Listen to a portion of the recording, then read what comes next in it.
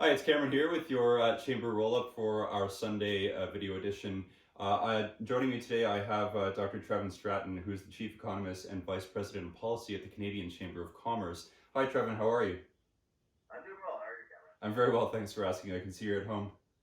I am. But most people should be if you can be. No, absolutely. So, Trevin, if you don't mind, we just have a few questions that hopefully will help our members understand what's coming down from the federal government. What are the key the federal funding mechanisms available to businesses at the moment? Yeah, I know the federal government, one of their immediate priorities, and most federal governments around the world, was to provide businesses, and in particular small businesses, with quite a bit of liquidity. On average, the average SME has about 27 days of cash buffer. And so when the crisis started, knowing that SMEs are going to be up against that cash crunch, the government wanted to provide quite a bit of liquidity, loans, cash available to small businesses.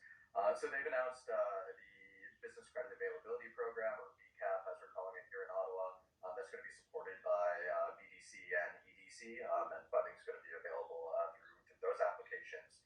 There's also quite a bit of additional lending capacity that's been provided to your own financial institutions, commercial banks, credit union, et cetera, to get that money out as quickly as possible to the businesses that need it.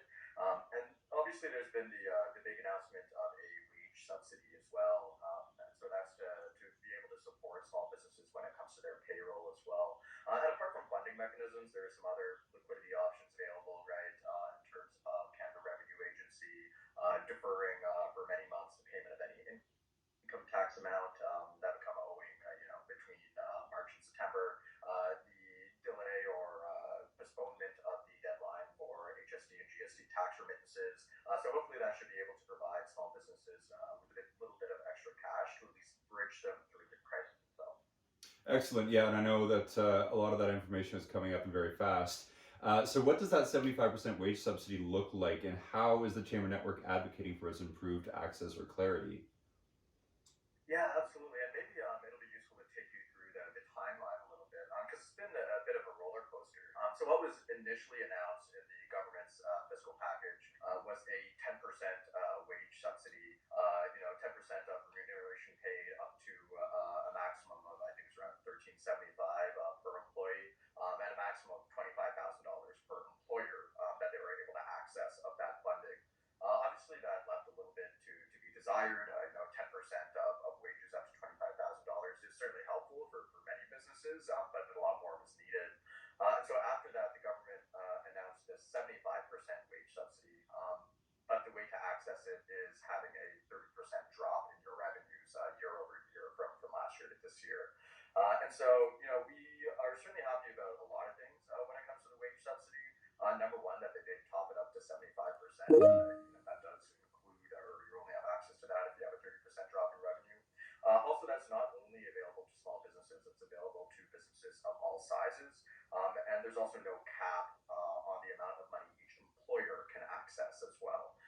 Though there is an amount of money of salary that would be covered, I think it's around $56,000 per employee for a company as well. But there are also a lot of areas for improvement. These measures will certainly help protect a number of jobs, but it falls short of protecting all businesses that need support or that need help right now.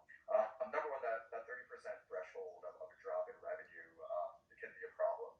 There are a lot of businesses who have small profit margins, and so if their revenue drops 20% or something less than 30%, then that's still extremely detrimental to their business model. And so each business is in a very different situation, and so that needs to be taken into account as well. Secondly, that the money coming out through the wage subsidy, the government has said is going to take anywhere from 3 to 6 weeks. As I mentioned, small businesses have a 27-day cash buffer on average. If money's coming out in 6 weeks, then that's much too late for the urgency of the situation as well. So we continue to press the government on getting that cash out as soon as possible. But this is a good development. It's definitely going to help a lot of businesses, and we'll continue to work on improving as well. Yeah, no, I think you hit it on the head there. And so I have to ask the question, Trevin. So, as the chief economist at the Canadian Chamber, what does the future look like to you? That's a tough question. It's a very dynamic situation right now. And I don't think any economist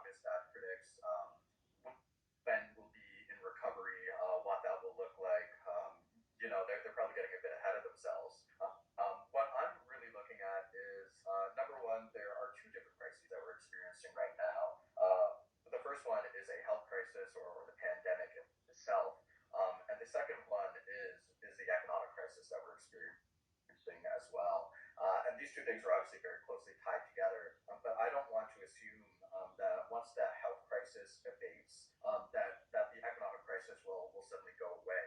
What we need to do is to ensure that there's as little lag time as possible to get our economy back up and running once we hopefully get the health crisis under control. And so looking forward to the future of our economy and the global economy, if you will. I expect to see a lot of relief this year. I do expect recovery to come, at least over the medium term, and we'll have to make sure that the right policies are in place to make that recovery as swift and robust as possible. But I think it's also important to think around the world too. Is that there, even if Canada manages the situation well, there are going to be a number of other countries who may not, who may have debt crises, where supply chains, global supply chains, have been impacted, and whether that creates a supply crisis of being able to get the goods that we need and having an economy running as efficiently as possible. These things are going to be very important to keep in mind as we look forward. No, absolutely, and again, I think it's hard times for everybody, not even just the business community, but a lot of uncertainty coming up in the future.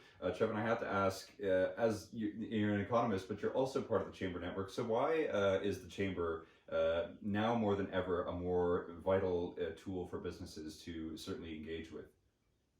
Oh, this is a great question, and I think it's very important. And first of all, let's talk about what the impact of the network has been itself during this crisis. Myself and Perrin have been on calls with the Prime Minister. We've been in very close contact with a number of different departments and ministers as well. I know that when the initial fiscal package was released, both the Prime Minister and Minister Morneau name checked the Canadian Chamber and the Chamber Network for quite a bit of support going forward. A lot of the recommendations that we've provided to government, deferring tax deadlines, audits, payments, providing direct support to employers to cover a significant amount of wages, helping affected businesses, particularly SMEs, access emergency credit and capital swiftly, reducing tariffs on essential goods. All these recommendations came from the Chamber Network and then from the Canadian Chamber. So there's been a huge policy impact from the Chamber Mm-hmm. Network on a lot of the measures that have been announced to help, the very businesses that are members of the Timmins Chamber and chambers around the country. But I will also say that the Chamber Network is also incredibly important for us, for the government, to have an understanding of what businesses are dealing with on the ground. There is no better way or faster way to get information than hearing it from businesses themselves. And throughout this process, we've had chambers across the country, businesses across the country, reach out to us directly, and feeding in policy recommendations and telling us exactly what they need for support. And that's been very helpful in taking action swiftly. And similarly, the Chamber Network has been incredibly useful. I think the business community has really stepped up during this crisis, offering support, whether it's retooling to manufacture ventilators and masks, other types of support to help all Canadians. And so being able to use the network to really create the momentum for that and to create support from the business community for all Canadians has also been incredibly useful. And so, going forward, having those chambers on the ground, providing us with information, being able to feed information to Canadian business communities and local communities through the Chamber Network is going to be very important. Well, again, I think you said it best that the Chamber Network is now more important than ever. Thank you very much, Trevin. Trevin Stratton is the Chief Economist and Vice President for the Canadian Chamber of Commerce. Thank you very much for joining me today. I hope you're safe and I hope you're well. Thank you, Cameron. Okay, take care.